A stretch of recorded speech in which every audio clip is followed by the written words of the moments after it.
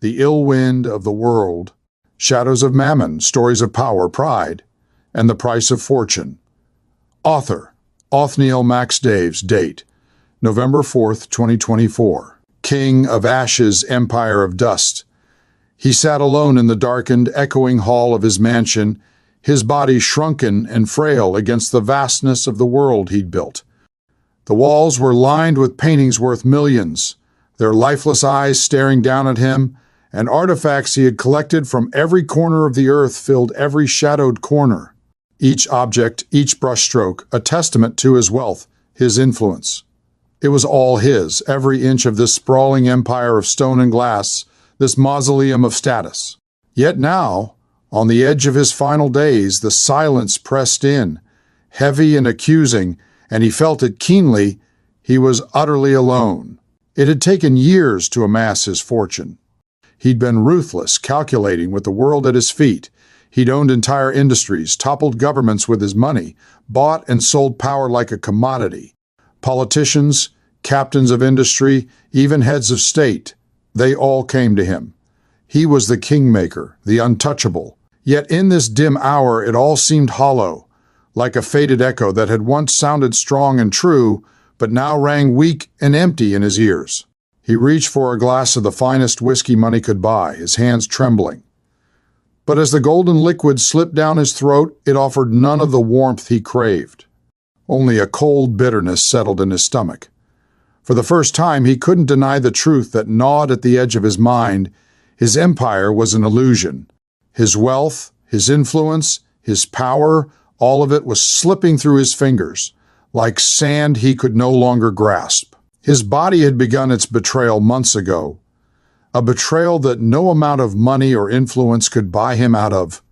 The doctors, the specialists, all had been at his beck and call, paid extravagantly to keep him alive.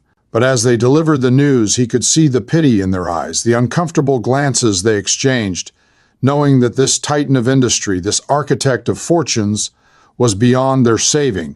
They had extended his life with every possible treatment, but death loomed near, unflinching, indifferent to his wealth. He sat back in his chair, staring at the fire crackling weakly before him, and a memory struck him like a knife, a memory he had buried long ago. He was young again, clutching a Bible his mother had given him, a woman of simple faith who had believed in things unseen, things that didn't come with a price tag. He hadn't opened that book in decades. Why would he? He'd made his own way, climbed his own mountains, taken the world by storm. The words she'd once read to him, "What does it profit a man to gain the whole world yet lose his soul?" seemed quaint, almost laughable back then. But now, as the shadows grew longer, they haunted him, mocking the life he had spent chasing what he could never keep. He'd loved his wealth, his power, more than anything or anyone. His 3 marriages, all loveless unions built on status and convenience, had ended in ruin. His children, strangers he barely knew, heirs to his fortune but not his heart, were scattered across the world, too busy with their own lives to visit. He'd created his own empire, but at the cost of a family he'd never had the time or desire to nurture. The people around him had never loved him. They had feared him, admired him perhaps, but love had no place in his world. Now, as his empire began to fade, he realized with a chilling clarity that no one would mourn him when he was gone. The night wore on, and he sat alone, gripped by the weight of his life's choices, unable to escape the memories that crowded his mind. Faces drifted before him, faces of people he had wronged, rivals he had crushed, families he had destroyed in his rise to power. He had justified it all once, believing that power demanded ruthlessness, that success required sacrifice. But now, in the twilight of his life, it felt like blood on his hands, a stain that would follow him into eternity. Desperation clawed at him. He tried to imagine what lay beyond the grave, but all he could see was darkness, a vast emptiness that terrified him more than any competitor or threat he'd ever faced. For the first time, he wished he could believe in something beyond himself, something greater than this fleeting, crumbling life he had built. But faith wasn't something he could buy. It wasn't something he could acquire with his connections or his cunning. He had rejected it for so long that it felt out of reach, a foreign land he couldn't enter. And then, in a moment of clarity, he understood the full weight of his folly. All his life he had chased mammon, served it with a devotion that had consumed his soul, made it his god. And now, on the brink of death, mammon offered him nothing, no comfort, no peace, no hope. It had taken everything from him, leaving him empty, bereft, a king on a throne of ashes. He thought of Babylon, that ancient city of excess and pride, destroyed in an instant, its wealth and grandeur reduced to rubble. He saw himself in Babylon, his empire as a fragile monument to his pride, a kingdom destined to fall. He was nothing more than a hollow shell, a cautionary tale, a modern Laodicea who had grown rich yet was desperately poor in the things that mattered. In a final act of defiance, he stood, forcing his brittle frame to rise, and made his way to a dark corner of the room where an old Bible lay gathering dust on the shelf. With shaking hands he opened it, feeling the weight of years pressing down on him. He read the words, the same words his mother had once whispered in his ear, and tears slipped down his lined face as he felt the crushing enormity of his emptiness. What does it profit a man? The words rang in his mind, relentless, undeniable. He had gained the whole world, and yet, in this moment, he felt more impoverished than the humblest beggar. He realized, with a final shuddering clarity, that he had lived a life without purpose, without love, without faith, a life spent worshiping a God that had left him alone and forsaken in his hour of greatest need. As he closed the Bible, he knew he had come to the end. Death was near, and he had nothing left to give or receive, no last-minute bargain he could strike, no redemption he could buy. His legacy, his empire, all the wealth he had amassed, it would remain here while he would pass into eternity empty-handed, a soul impoverished by his own choices. And as he took his last breath, he understood with the brutal clarity of one who has faced the truth too late, that he had lost everything worth having long before death had ever come for him. Just as dust in a great wind, in the blink of an eye and in an instant it was all gone, then only darkness and terror. Be not of the world, lest it bring great cost. So many have walked this path, spending their lives amassing great wealth, clawing their way to the top of society's glittering towers, each step marked by calculated ambition and cunning. They've pursued power with a relentless hunger, collected influence as if it were gold, and cherished fame as the ultimate testament of their worth. Accolades and honors have piled up like trophies of conquest, symbols of a life well lived in the world's eyes. But as the years stretch into their final hours, an undeniable truth begins to settle upon them, a heavy, unwelcome guess that can no longer be ignored. It was all a chasing after the wind. In those dim, quiet hours, when the crowds have faded and the adoration has turned silent, they sit alone, left only with the memories of their pursuits, their once formidable empires now seeming little more than shadows. The fame they once revered becomes a distant echo, its substance hollow. The accolades are but dust, reminders of a world that glorified them not for who they truly were, but for what they possessed. Power, once intoxicating, feels now like sand slipping through their fingers, each grain a fragment of the control they thought was unbreakable. They find themselves questioning, perhaps for the first time, the worth of these things they spent a lifetime collecting. Wealth, power, influence, these once seemed to be keys to immortality, stairways to a life unburdened by mortality or limitation. But now, as death looms, these treasures lose their luster, revealing themselves for what they truly are, empty promises, fleeting shadows cast by an ill wind. The achievements that once seemed towering now feel insignificant, vanishing in the face of eternity. They have grasped and grasped, yet held on to nothing. And in this stark moment, as the illusion peels away, they see the emptiness their pursuits have left within them. Each deal, each conquest, each step up the ladder, they were meant to fill a void, but only hollowed it deeper. For what they sought was not truly power, wealth, or fame, but meaning. And meaning, it turns out, cannot be bought, sold, or conquered. It must be discovered, cultivated, and given. To their horror, they realize they have traded what is eternal for what is ephemeral, a poor exchange, a loss beyond reckoning. The accolades that once felt weighty now feel like feathers, blown about by winds that care nothing for their name. Fame is like a mirage, a cruel apparition that fades as soon as one tries to hold it. Influence, the power to shape lives, to sway minds, is like a trick of the light, a force that bends and warps until it no longer bends to their will. The vast wealth they once relied on becomes a burden rather than a refuge, a reminder of the countless souls they ignored, the connections they neglected in the pursuit of more. It is in these final days that many come face to face with their folly, feeling the sharp sting of the truth that had eluded them all these years. They were rich, yes, but impoverished in spirit, famous, but unknown even to themselves, influential, yet ultimately powerless. For all their seeking, they find they have arrived at nothing, a kingdom of ashes, a throne of dust. They spent their lives chasing the wind, but what they found was an ill wind indeed, a cold and hollow gust that offers no warmth, no shelter, no peace.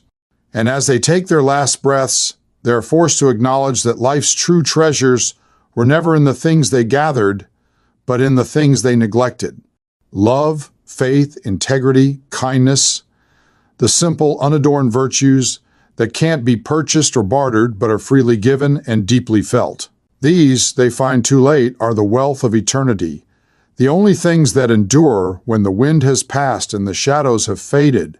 For in the end, all their striving, all their power and influence were but vanity, illusions spun in a world as transient as the wind that carries them away. Observations of that ill wind. I've come to realize something about those who dwell in the billionaire class, and it's both unsettling and predictable. They have the resources, wealth beyond imagination, power over institutions and nations, influence that permeates even the daily lives of those far removed from their reach. They have what seems to be limitless control. Yet for all this accumulation, there's something they conspicuously lack, the kind of vision and soundness of mind that only comes from a humility before God and an openness to His wisdom. They carry the wealth, but not the wisdom. They hold power, but lack purpose. It's as if their riches have become the fortress they retreat into, blinding them to the reality outside their walls. In their minds, they've elevated themselves to a status that's somehow exempt from the constraints of human limitation, as if their bank accounts or their hold on markets and governments somehow grants them something akin to godhood. It's a subtle yet pervasive form of self-deification, an unconscious assumption that they can mold reality at will, that they are in control of their own fates and, by extension, the fates of everyone else. But this mindset is not merely misguided, it's the height of foolishness. There's a peculiar blindness that comes with such arrogance. The more they rely on their wealth, the more they come to believe in it as the foundation of all that matters. Pride swells until it becomes a wall against any truth that might challenge it. They're unable to see that in their pursuit of control and autonomy, they've lost their way, becoming slaves to the very things they believe they own. Their hearts grow hardened and their minds darkened, unable to perceive the folly of their arrogance. What they miss, perhaps because they've convinced themselves that they need no guide, is the wisdom that only God provides, the wisdom that reveals the truth about our place in the world and our purpose in it. In rejecting God, they've discarded the one thing that could give their lives meaning and direction, the one source of light that could illuminate the darkness they've surrounded themselves with. They may think they're self-made gods, but in reality, they're merely lost souls, wandering through the wilderness of their own wealth and power, unable to find their way home. In this blindness, they continue their march, driven by pride, unaware of the chasm that lies just ahead. I see it as a tragedy of their own making, a consequence of their refusal to look beyond themselves, to acknowledge a higher authority than their own. And as much as they'd like to believe otherwise, no amount of wealth can buy wisdom, nor can power substitute for the discernment that only comes from a humble heart. They may hold the world in their grasp, but without the wisdom of God, they'll forever be fumbling in the dark, stumbling over the very thing they claim to control. I find myself turning again to the wisdom of Scripture when I consider the dangers that wealth and power bring. The Bible speaks with a clarity that cuts through any illusions about the allure of riches and the false security they provide. It's as if the words are etched in stone, a warning that has echoed through centuries, cautioning us about the pitfalls of placing trust in wealth over God. There's a stark truth here, a reminder that trusting in riches leads nowhere good, a trap for the soul, a fall waiting to happen. Proverbs says it plainly, "Those who trust in their wealth will fall, but the righteous will thrive." This isn't just a distant proverb, it's a vivid reality I see around me today. It's as if there's an arrogance that seeps in when people gain wealth, an illusion of control. I think of Psalm 49, where it says, "No amount of wealth can redeem a life, no matter how impressive the bank account." And then I look at the world, at those who believe their wealth makes them somehow beyond reproach. I see them convinced that they can live outside of accountability, that their resources give them the power to shape reality. The problem is, in this arrogance, they're walking headlong toward their own downfall. Pride truly goes before destruction and a haughty spirit before a fall. It's the kind of blindness wealth can bring, making a person feel insulated above it all. Yet the Bible warns against this, calling us to humble ourselves before God. Scripture also lays out a powerful truth about what wealth is actually for. Wealth, in God's eyes, comes with responsibility, a calling to justice and compassion. Luke says it, "To whom much is given, much will be required." Yet, how often do we see wealth abused, used to oppress rather than uplift? It reminds me of Jeremiah, where he denounces those who grow rich while ignoring the cause of the fatherless and the poor. And Amos doesn't hold back either. Those who trample the poor may build mansions, but they won't live in them for long.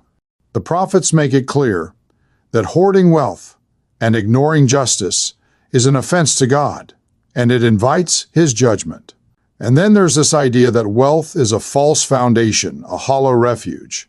Ecclesiastes gets to the heart of it, saying that those who love money never have enough, that it's all ultimately meaningless. Wealth, for all its allure, is fleeting. Proverbs paints a picture of riches sprouting wings and flying away. And I can't help but think of how true that is. There are those who work tirelessly to amass wealth, thinking it'll secure them, only to find it leaves them emptier than before. Jesus himself warned against the rich man's illusion, telling the parable of the rich fool who thought his storehouses of grain would buy him peace, only to die that very night. Jesus' words in Matthew ring true, "Do not store up for yourselves treasures on earth," for wealth here is vulnerable, corruptible, and ultimately meaningless. What matters isn't how much we have in this life, but what we lay up in eternity. It's a matter of the heart, where we place our treasure, our security, our identity. And James is so direct, saying that those who are rich should take pride not in their wealth, but in their humility, because in the end, they too will pass like a flower in the field. This world and all its wealth is passing away. Only the things of God endure. Perhaps the most sobering message about wealth is that it can become a barrier to knowing and following God. When I read of Jesus and the rich young ruler, I see it all laid bare. Here's a man who wants to follow, but he can't bear to let go of his wealth. Jesus asks him to sell all he has, and he walks away in sorrow because his wealth owns him. It's a trap that so many fall into, that wealth becomes an idol, a god in itself. Timothy was right. The love of money is a root of all kinds of evil. It blinds, it binds, and it destroys. The Bible makes no bones about it. Wealth is not condemned, but the love of it, the trust in it, is what ensnares. In the end, our wealth is merely a resource, a temporary thing, a test of our hearts.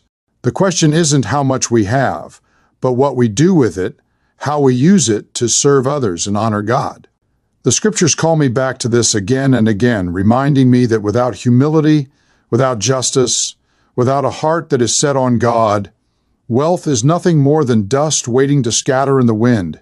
It's the eternal things that matter, and in the end, that's where I want my heart, my treasure, and my hope to be. When I think about wealth and its pull on the human soul, I can't help but recall the concept of mammon. The word itself is more than just a term for money or riches.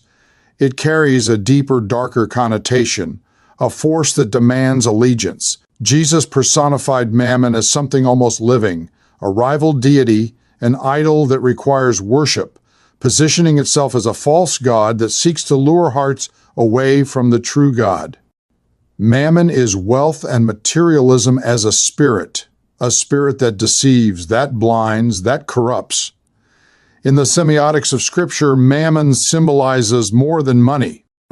It embodies the lure of self-reliance, the belief that security and worth can be found in possessions. Mammon, in this sense, represents a covenantal betrayal, a turning of the heart away from God and toward a created thing as a source of ultimate security. And the consequences are stark. Jesus warned that no one can serve both God and mammon, for we will end up loving one and despising the other. It's a powerful image, one of divided loyalties, and ultimately a choice. To serve mammon is to serve a counterfeit God, to place faith in something utterly unable to save or redeem. Mammon's semiotic weight lies in how it twists the good of provision into a consuming obsession with acquisition and control. It transforms wealth from a tool into a tyrant. Wealth in itself is neutral, something that can be used for good or ill, but mammon, this spirit of greed, turns it into something toxic, a poison that corrodes the soul. It's as if mammon invites people into a ritual, a daily sacrifice of time, energy, relationships, even morality, all to feed its demands. Under its influence, wealth becomes the measuring stick for everything, the marker of success, worth, and identity, rather than a resource to be stewarded. It shifts the goalposts of human fulfillment and meaning to a place where God is all but absent. And I see how this spirit infiltrates the lives of the wealthy and powerful, those blinded by their sense of self-importance and insulated from the world's struggles. Mammon wraps around them like chains, binding them to a perpetual drive for more power, more influence, more security, but it's never enough. Ecclesiastes speaks directly to this, calling it vanity, emptiness. The semiotics of mammon are evident in the endless cycle of acquisition and accumulation, the idea that one can somehow stockpile purpose or peace through possessions. In its wake, mammon leaves emptiness, a gnawing dissatisfaction, a hollow chase that promises fulfillment but never delivers. The consequences are spiritual and moral. A life in service to mammon doesn't just lead to personal ruin, it bleeds out into the fabric of society. Under the influence of mammon, justice becomes a commodity, compassion is traded for profit, and people become expendable. The Bible's prophets often condemn the wealthy not for their riches, but for the oppressive systems of corruption and exploitation that grew out of their attachment to wealth. Amos, Isaiah, Jeremiah, they all cried out against the sin of turning wealth into a means of oppression, a weapon against the vulnerable. This is what mammon does. It distorts human relationships, turning people into means to an end, stripping away empathy and reducing all interactions to transactions. I think of the parable of the rich man and Lazarus. Here is a man so consumed by his wealth that he never even sees the suffering at his own doorstep. It's a stark image of what mammon does to the soul. It narrows our vision, makes us blind to the suffering around us, and insulates us in a cocoon of self-importance. The consequences are clear. He finds himself in torment, a victim of his own self-centered life, too late to realize the cost of his allegiance to mammon. Jesus' warning about storing treasures in heaven rather than on earth cuts to the heart of this. Mammon tells us to amass wealth here, to find our worth in what we can hold and control. But Christ calls us to an eternal perspective, to value what cannot be taken away. The consequences of mammon are temporal and eternal. It robs us of peace in this life and of reward in the next. When we serve mammon, we exchange the eternal riches of God's presence and purpose for the hollow, fleeting security of wealth. In the end, we are left holding dust, deceived by a spirit that promised everything and gave nothing. Mammon creates a kind of spiritual myopia, a focus on self that makes anything beyond our own ambitions seem irrelevant. This is why Jesus was so direct: you cannot serve both God and mammon. To attempt it is to split ourselves, to fracture our souls into competing allegiances until the spirit of mammon eventually takes over, silencing the still small voice of God. The consequences ripple outward, not just in our own lives, but in the lives we touch and the systems we build. When mammon governs a society, we see systems that reward greed, power that's leveraged over justice, and values that are based on profit rather than human dignity. The Bible's message is clear and unyielding. Wealth is not evil, but the love of it, the worship of it, is a form of idolatry that leads to ruin. Mammon is a deceiver, a false god that demands sacrifice but offers no salvation. And in serving it, we don't just lose sight of God, we lose sight of ourselves, of the humanity in others, of the real purpose for which we were made. The consequences of mammon are as deep as they are devastating, leaving us spiritually impoverished, relationally bankrupt, and eternally empty. In rejecting mammon, we choose freedom, a return to the heart of God's calling to be stewards rather than slaves. And there's the promise that in seeking first the kingdom of God, we find true wealth, a wealth that isn't corrupted by moth or rust, that isn't lost in the stock market or taken by thieves. It's a wealth rooted in the eternal, a treasure stored in heaven, where our hearts are free and unbound, rich in the love, peace, and purpose that only God can give. Mammon offers nothing but a fading illusion. The riches of God, however, last forever. In today's world, it's hard to ignore how wealth has become almost synonymous with power and influence. Society places the rich on a pedestal, almost worshiping them as if their wealth alone gives them some inherent wisdom or insight. But when I look closer, I see the same old trap. People confusing material success with moral or spiritual authority, believing that money somehow equates to worth or wisdom. This misplaced admiration for wealth is as old as civilization itself, and history has shown time and again the inevitable folly of it. The world seems to have forgotten, or perhaps ignores, the reality that wealth, for all its glitter, cannot buy what matters most, nor can it shield against the collapse that pride brings. I think of the countless examples throughout history of wealthy and powerful individuals who, for a time, seemed untouchable. They amassed fortunes, shaped empires, controlled the lives of others, and bent societies to their will.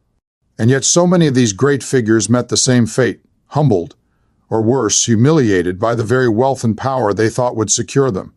The pharaohs of ancient Egypt, kings of empires, the robber barons of more recent history, all found that wealth, in the end, couldn't save them. Empires crumbled, fortunes vanished, legacies became warnings rather than beacons. The Bible speaks of this as the fall of the mighty, a stark reminder that human pride and arrogance, fueled by riches, inevitably lead to ruin. What we're witnessing today is no different. There's a belief in our culture that those with wealth deserve our attention, even our allegiance. Their influence permeates every level of society, shaping not only policies and economies, but mindsets, values, and even moral standards. When billionaires speak, the world listens as if their success in one area somehow makes them experts in all others. But history reveals the error in this. How many of the wealthy and powerful, for all their influence, have found themselves overtaken by forces they thought they could control, whether that's market crashes, political backlashes, or personal scandals? Their riches offer no protection against the humbling hand of history, a force that has a way of leveling even the loftiest towers. We only have to look back a few decades to see how wealth has failed some of the most influential figures. During economic crises, powerful financial titans who were revered as near geniuses were left scrambling, some facing public disgrace as their fortunes crumbled. Others, who once wielded tremendous influence, were humbled or humiliated, their reputations tarnished, as if wealth had betrayed them. The fall of these figures is often swift, a reminder that wealth is fickle, offering no loyalty to its bearer. In the present day, we're seeing something disturbingly similar on a broader scale. Wealth has created a culture, influencers and leaders, who, for all their platforms and followers, are vulnerable to the same pitfalls as those before them. Their rise is built on a foundation as fragile as it is fleeting, one scandal or market fluctuation away from collapse. And when they fall, it's often a spectacle, as the world watches the humbling of those who seemed, for a moment, untouchable. The world's obsession with wealth as a sign of worthiness is part of a cycle that keeps repeating itself. Wealth breeds arrogance. Arrogance blinds individuals to the truth, and ultimately that blindness leads to downfall. Society may celebrate the powerful and wealthy, but history reminds us that their influence is often temporary, their power a mirage that fades. The kings and queens of industry, the oligarchs, the visionaries of our age, all are ultimately subject to the same humbling that overtakes those who place their faith in material gain rather than in something lasting. It's as if we're watching a play, one we've seen before, with only the names and faces changing. Wealth may buy influence, but it can't buy respect, wisdom, or legacy.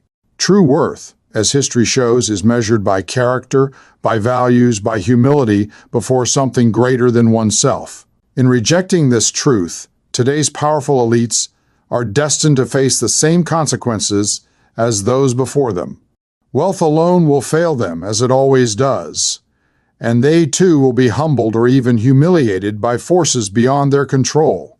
In the end, the folly of this age is the same as that of every other: the belief that wealth and influence can shield us from the realities of life and death, pride and humility. And as I look around, I'm reminded that history's lesson is unchanging. Wealth may raise people up for a time, but it is ultimately powerless to prevent the inevitable humbling that awaits those who put their trust in it. In that final reckoning, wealth is stripped of its glamour, influence fades, and all that remains is the measure of a life as it truly was, not as wealth tried to make it appear. The Bible is clear when it says, "The love of money is the root of all kinds of evil." It's not money itself that is inherently evil, it's the love of it, the elevation of it to a place it was never meant to hold. And when we talk about mammon, it goes even further, because mammon isn't just wealth, it's a spirit of greed, an idol that competes with God for our allegiance. Mammon demands loyalty, creates enmity toward God, and fosters a mindset that makes wealth the ultimate measure of worth and purpose. To love mammon is, in essence, to reject God's sovereignty and wisdom. It's to set up an altar to something created, rather than worshiping the Creator. And that misplaced devotion warps everything: values, relationships, priorities, even the very soul. When Jesus said, "You cannot serve both God and mammon," he was giving a stark choice, a dividing line. To choose mammon is to enter into a kind of spiritual rebellion, to set oneself against God's ways. Mammon distorts our vision of what's real and true, leading us into a life governed by self-interest, pride, and a constant hunger for more. The love of money and the worship of mammon create a root system of evils that entangle society. Greed breeds dishonesty, selfishness, exploitation, and injustice. The pursuit of wealth at any cost turns people into commodities, relationships into transactions, and morality into a negotiable concept. In the eyes of mammon, the vulnerable become tools, compassion is weakness, and charity a tax deduction. This mindset drives individuals, corporations, and even nations to disregard ethical boundaries in pursuit of profit, resulting in widespread corruption, exploitation, and a world where the bottom line becomes the ultimate good. And it's not just individuals who are affected. Entire systems become corrupted when they are driven by the love of money rather than principles of justice, compassion, and righteousness. Mammon infiltrates institutions, governments, and cultures, creating societies where worth is measured in dollars, where the powerful prosper at the expense of the powerless. It's the love of mammon that makes possible a world where people are exploited, where resources are hoarded, and where profit is prioritized over human life and dignity. Mammon's grip on society is strong, turning even noble institutions into machines of profit, where people are mere cogs in the wheel of economic gain. The irony, of course, is that mammon promises security and satisfaction, but delivers only emptiness and anxiety. Those who serve mammon are driven by a never-ending need for more, a hunger that can't be filled. No matter how much wealth is amassed, it's never enough. There's always a higher goal, a greater risk, a larger fortune to be made. Mammon keeps its followers in a state of perpetual restlessness, a constant state of not enough, where they are always reaching but never arriving. And in this endless chase, they lose touch with the true meaning and purpose of life. Serving mammon inevitably leads to enmity with God because it creates a heart that is closed off to his voice, hardened against his call to love, generosity, and humility. Mammon says, take more, while God says, give freely. Mammon says, store up treasures for yourself, while God says, store up treasures in heaven. These are opposing calls, and to follow one is to reject the other. The love of mammon chokes out faith, numbs the conscience, and blinds the spirit to the presence and guidance of God. In its place grows a spirit of pride, greed, and self-sufficiency that leaves no room for humility or dependence on God. And the consequences are profound. Those who follow mammon may find themselves materially rich, but spiritually bankrupt. They may gain the world but lose their souls, having traded eternal values for fleeting wealth. History has shown that the love of mammon leads not to fulfillment but to emptiness, not to peace but to strife, not to abundance but to spiritual poverty. Wealth without wisdom, power without humility, and influence without integrity, these are the hallmarks of a life surrendered to mammon, a life that ultimately stands in opposition to God. In the end, the love of mammon brings ruin, not just on a personal level, but across society. It fosters divisions, creates inequalities, and promotes injustice. It cultivates a world where the strong dominate the weak, where the rich exploit the poor, and where true compassion is replaced by calculated charity. The love of mammon unchecked is a kind of spiritual cancer, a consuming force that erodes the soul and corrupts the world. But there is another way, a path of freedom from mammon's grip. It is the way of humility, generosity, and dependence on God. To love God instead of mammon is to place our trust not in riches, but in the one who provides. It's to let go of the endless pursuit of wealth and find contentment in God's provision. It's to seek first the kingdom of God, knowing that all else will be added in His time and His way. This way isn't easy, and it doesn't promise worldly wealth, but it offers something far greater: peace, purpose, and a life aligned with God's eternal values. The world may celebrate the wealthy and powerful, elevating those who serve mammon, but God's call is different. He calls us to lay down our idols, to surrender our pursuit of riches, and to find true wealth in His love, justice, and mercy. In serving God rather than mammon, we break free from the chains of greed and step into a life of meaning and fulfillment that no amount of money could ever buy. This is the way of wisdom, the path that leads not only to life in this world, but to eternal life, beyond the reach of mammon's fleeting promises.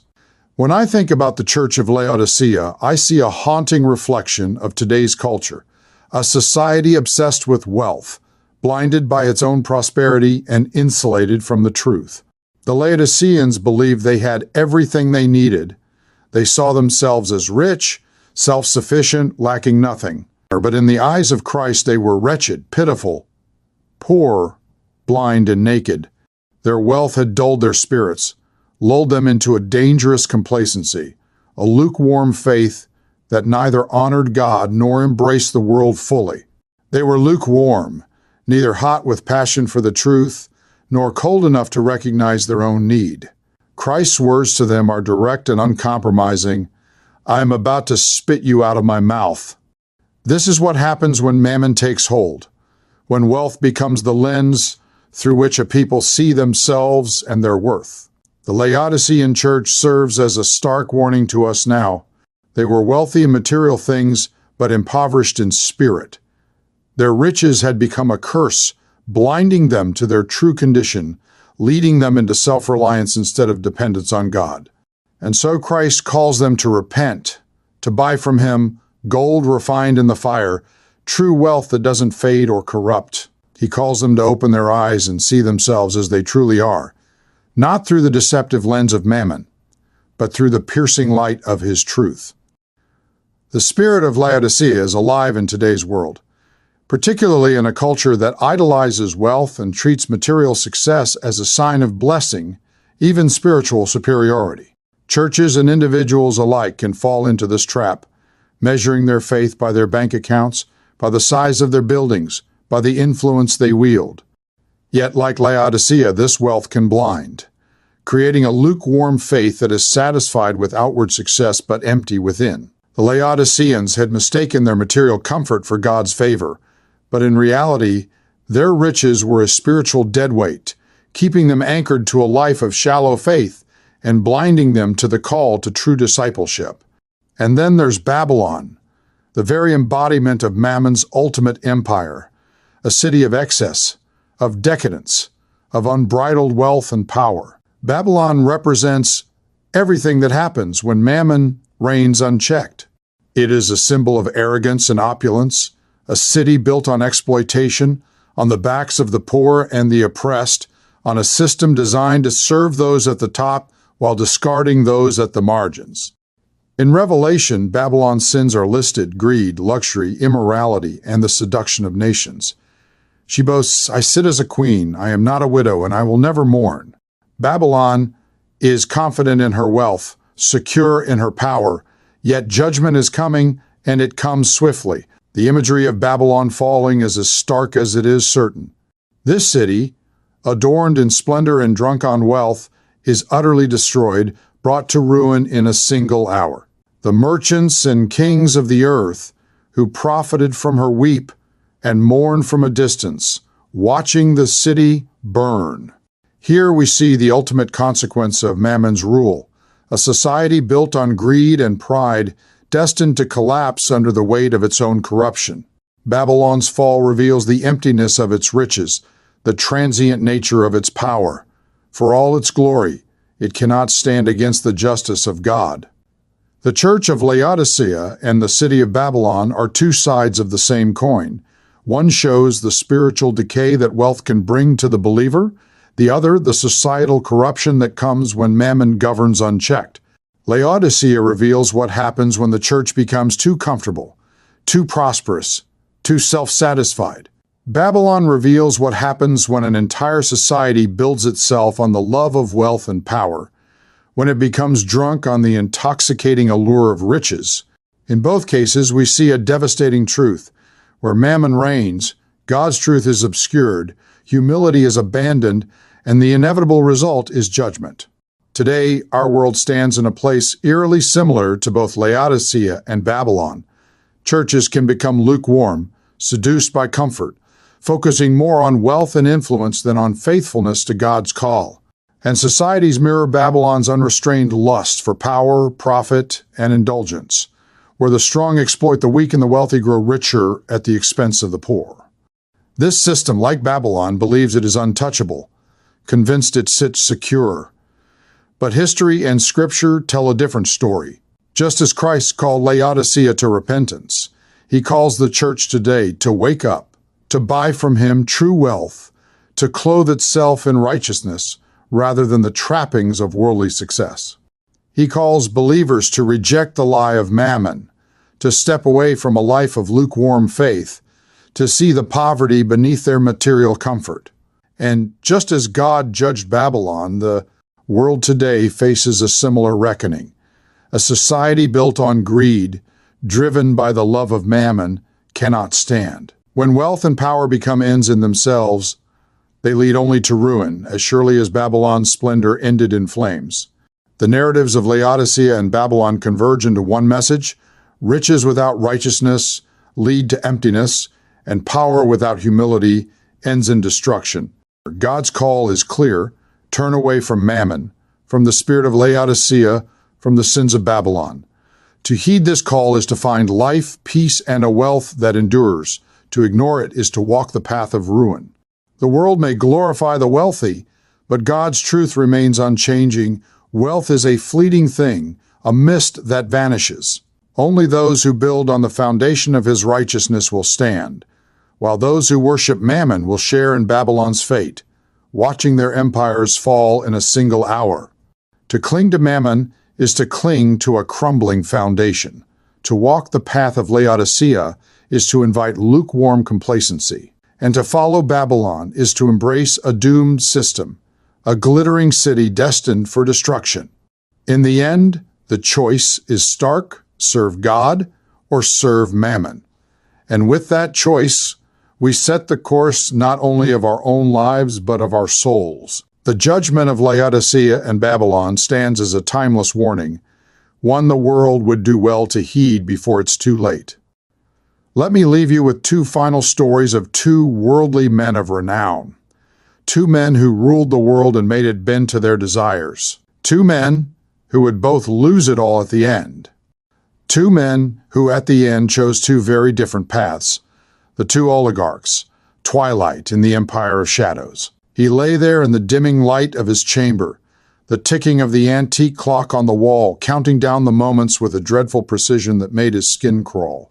Outside, the night pressed against the windows, thick and suffocating, as if the darkness itself sought to penetrate the sanctum of his empire. This was no ordinary room. It was his throne room, the bed his throne, and he lay upon it like some ancient tyrant, wrapped in silk sheets and the illusion of immortality. The wealth of 1,000 lifetimes surrounded him, an unholy testament to his power, his status, his dominion over this world. But it was slipping, wasn't it? Slipping beyond his grasp like water through clenched fingers. He was dying, and for the first time in his life he was afraid. The doctors, the caretakers, the sycophants who'd once gathered at his beck and call had all faded away, dismissed when he'd cursed them for their failure to stave off his impending end. He needed no one, he'd told himself. No one but himself. Alone, he could face death with the same cold defiance that had carried him through a life of ruthless ambition. Alone, he would not bow. But the silence had deepened into something unnatural, something that clawed at his mind. Shadows seemed to gather in the corners of the room, shapes that shifted just beyond his vision, as if they were waiting, watching.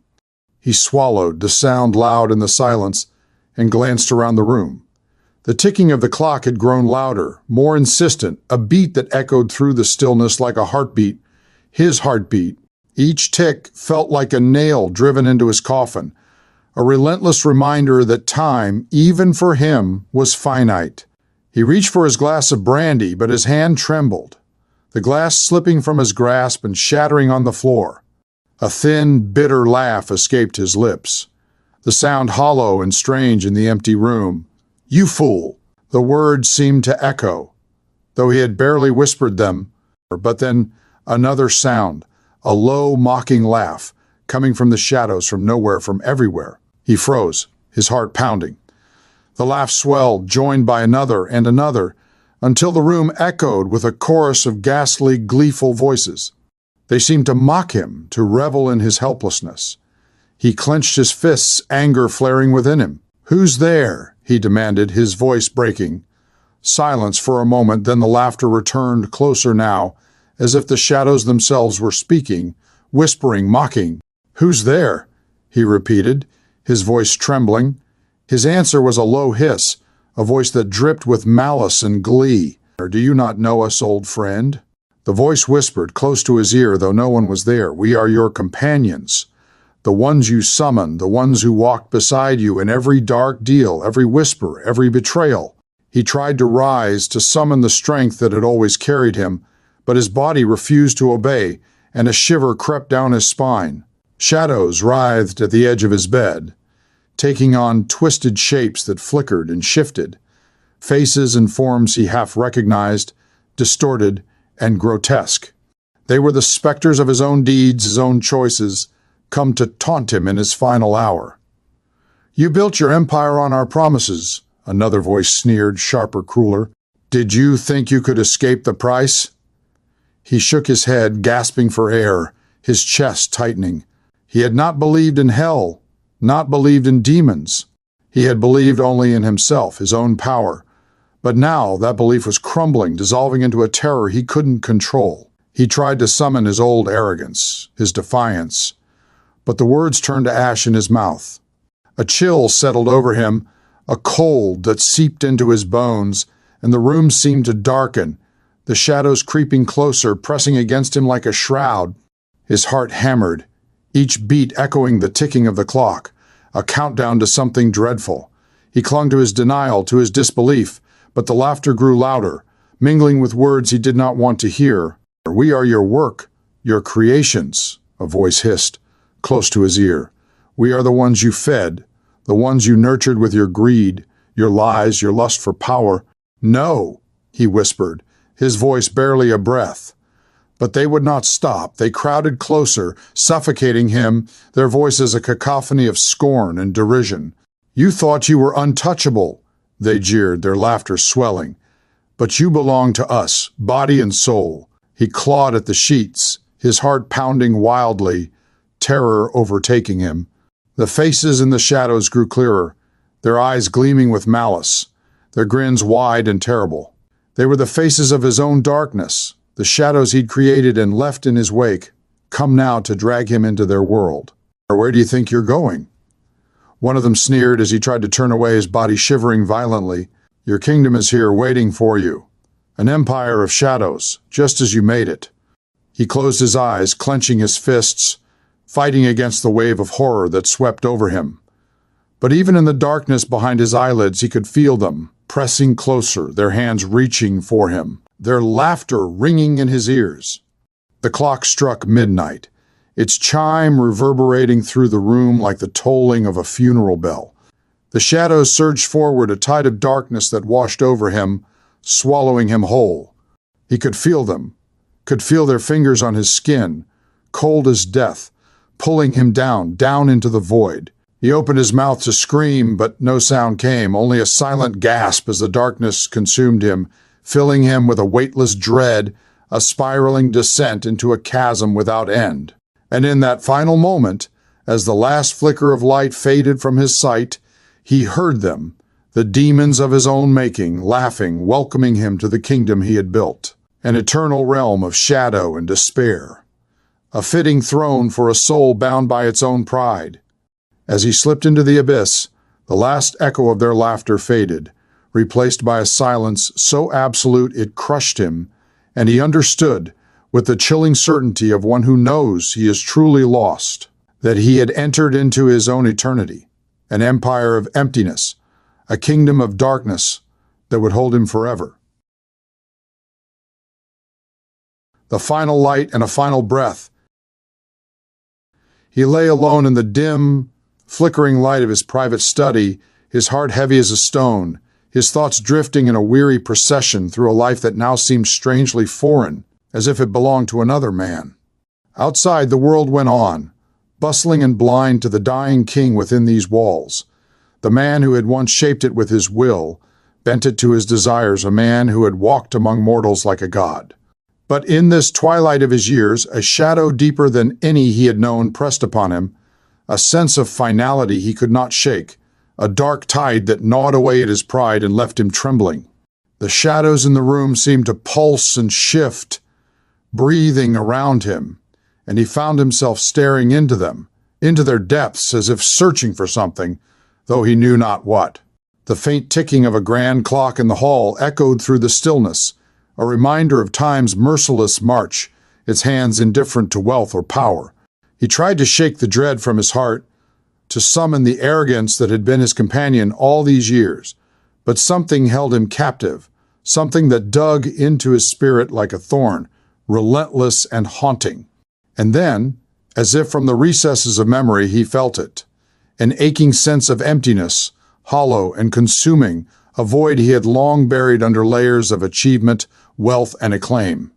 He had amassed fortunes beyond measure, commanded loyalty, inspired fear, yet here, in his hour of reckoning, he felt poorer than the humblest soul who knew the touch of peace. His mind clawed through fragments of memory, images and faces, deeds and choices, each one a testament to his relentless pursuit of a world that now seemed utterly indifferent to his suffering. As he stared into the shadows, he felt the weight of something watching him. No, waiting for him. He tried to pull himself from the chair, but his limbs betrayed him, trembling with age and weakness.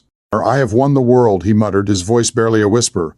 Was everything." The shadows shifted, and he saw himself reflected within them, a distorted vision of all he had once been, a king of industry, a man whose name had echoed through the halls of power. Yet, as he looked, he saw a hollowness in his own eyes, a bleakness that filled him with a terror he could not explain. Why? Why does it all feel so empty? He whispered into the dark, his voice shaking, and as if in answer, the shadows deepened, gathering around him in a silent judgment. He thought he heard something faint, like the echo of a memory, a voice soft yet piercing, a voice he had not heard in decades. His mother's voice, fragile and ancient, yet clear as if she sat beside him, her hand upon his. She had spoken to him of a love beyond wealth, of a faith he had dismissed, of a treasure that neither moth nor rust could destroy. He had laughed at her then, called her simple, naive, lost in a dream. But now her words seemed to echo through his mind, each one a thread that bound him, that pulled him from the edge of despair. The silence thickened, and he felt something break within him, a crack that ran deep, shattering his pride, splintering his certainty. He felt the weight of his own life pressing down on him, a burden he could no longer bear. The empire he had built, the legacy he had worshipped, all seemed to dissolve into dust, a fleeting mist before an eternal dawn. With a desperation he did not fully understand, he sank to his knees, his hands trembling as he clasped them together, the act alien and unfamiliar, yet achingly necessary. "God," he whispered, his voice breaking, "if you are there, if you are listening, I have nothing, nothing left to give. I am afraid." For a moment there was only silence, as if even the shadows held their breath, watching him in stillness. Then a faint warmth spread through him, subtle at first, yet growing, a whisper of light that seemed to blossom from somewhere beyond himself, beyond the walls of this room, beyond the limits of his understanding. It was not a light he could see, but one he felt, a presence that reached into the deepest part of him, filling the void with a peace he had never known. Tears slid down his cheeks unbidden, and he let them fall, his body racked with a sorrow he had not felt since he was a child. The faces of those he had wronged drifted before him, the lives he had shattered, the love he had spurned, the God he had denied.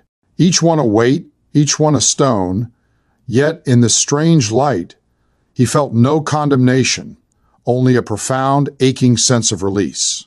"Forgive me," he breathed, his voice choked with tears. "Forgive me for all I have done, for the pride, for the cruelty, for all I was and all I failed to be." And in that moment, he felt a hand upon his shoulder, not a physical hand, but a touch that reached into his soul, a presence that lifted him from the darkness. He felt as though a door had opened within him, as if the chains that had bound him to his empire, to his pride, to his sins, had been broken. The shadows seemed to recede, and in their place was a quiet stillness, a vastness filled with warmth, with light, with a love that surpassed anything he had ever known. The ticking of the clock slowed, each beat softened, as if time itself bowed to this moment of grace.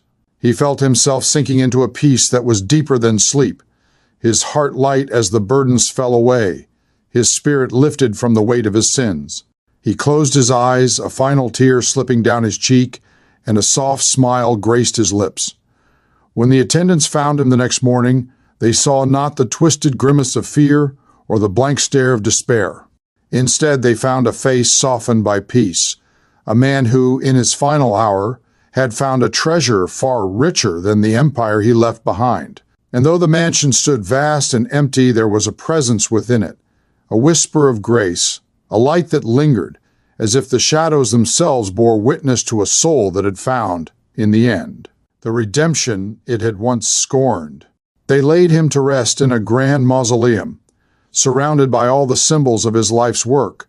Yet those who looked upon him felt something beyond the stone and marble, beyond the trappings of wealth and power. They felt, perhaps without knowing why, the faint touch of a man who had discovered eternity, who had left behind the world's illusions for a kingdom unseen, a kingdom eternal. For he had found, in that final hour, the only treasure that endures, a soul redeemed, a peace beyond the reach of wealth, a love that even death could not take away. As for people, so too for nations,